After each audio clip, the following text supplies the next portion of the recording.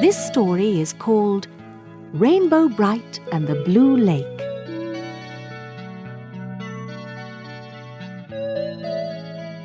Far, far away, right at the end of the rainbow, where some people believe pots of gold may be found, is a wonderful kingdom called Rainbow Land. There, all the colours of the world are created, and in this kingdom of flowers and little round houses lives Rainbow Brite. She is a lovable little girl who uses the colours of the rainbow to make our lives brighter and happier. Of course, she has helpers. They are the 7 colour kids, and they're friendly, furry sprites who dig in the colour mines and manufacture star sprinkles, the magic crystals that form the colours that Rainbow spreads everywhere. Rainbow also has a special sprite friend called Twink and a magic horse named Starlight. But not very far away lives Murky Dismal and his clumsy assistant Lurky. Murky and Lurky live in a dull, gloomy place on a hill called the Pits. These 2 grumpies drive around in a noisy old grunge buggy, trying to spread gloom and dullness everywhere. Very, very, very early one morning in Maytime, Rainbow Brite gathered all the colour kids around her. They were going to have an early breakfast together in Colour Castle, where Rainbow lived. Before they started, Rainbow stood up. Well, colour kids, as you know, today is the day when we have to change the colour of the lake. All the colour kids nodded wisely, and Buddy Blue looked very important. Yes, this is my busy time, especially today. It's a good job I keep fit. But as you all know, my sprite helper, Champ, has been working overtime in the mines, getting everything ready. And between us, I think we are prepared. Rainbow Brite smiled. Good. Well done, Buddy. And Romeo, of course. Patty O'Green laughed. Yes, it's your turn now, Buddy Blue. My sprite, Lucky, and I made the sea green colours some weeks ago.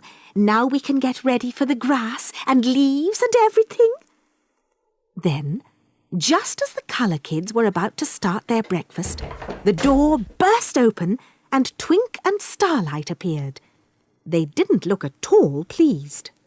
What's the matter with you 2? Rainbow asked. Twink came into the room. Well, I've just been for an early morning ride on Starlight, and we thought we'd go down to the lake, didn't we, Starlight? Starlight shook his mane and nodded his head. We thought we would go down and take a last look at Patty's green lake before it is turned blue. We like the green and the blue just as much as each other, and what do you think? What? The colour kids all asked eagerly. Twink went on. Murky Dismal has been down there and has covered all the lake with a huge, horrible grey mist and fog. Everything is glum and dull, and Patty's lovely green is all gone. It's ever so sad looking.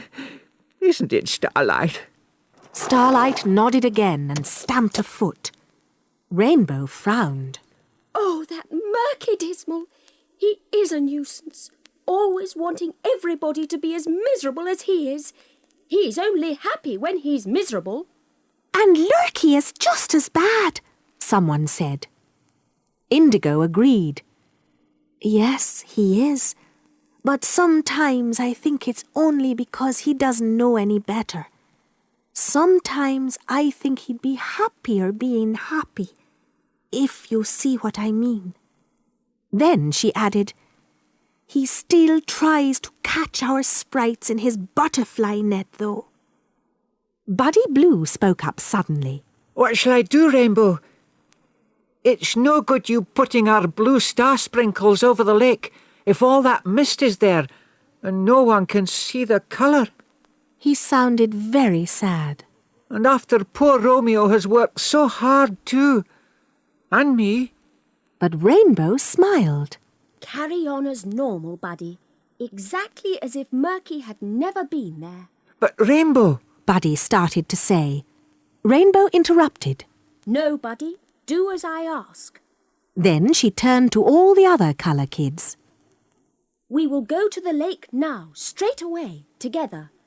And I want all of you to bring your colours with you. Very puzzled by this, they set off and followed Rainbow and Starlight and Twink to the lake. When they arrived, they could see that Twink had been right. Everything was so dull. They could hear the lake, but couldn't see any of it because of the swirling fog and mist. It was awful. They could also hear the faint sound of the grunge buggy and knew that Murky and Lurky were somewhere nearby, enjoying the miserableness of it all. They could even hear the distant noise of Murky's laugh drifting through the mist. Rainbow jumped up onto Starlight's back. Now, Buddy Blue, give me your blue star sprinkles, all of them, every single one. Buddy did as she asked, and before he could question her, Rainbow added, Thank you, Buddy Blue. Now, Lala Orange and Red Butler, I want all your colours too. Very puzzled, they gave their star sprinkle colours to Rainbow. And a few of yours, Indigo, and yours, Shy Violet, and finally, quite a lot of yours, Canary Yellow. Thank you, everybody. By now, Rainbow was loaded down with masses of star sprinkles.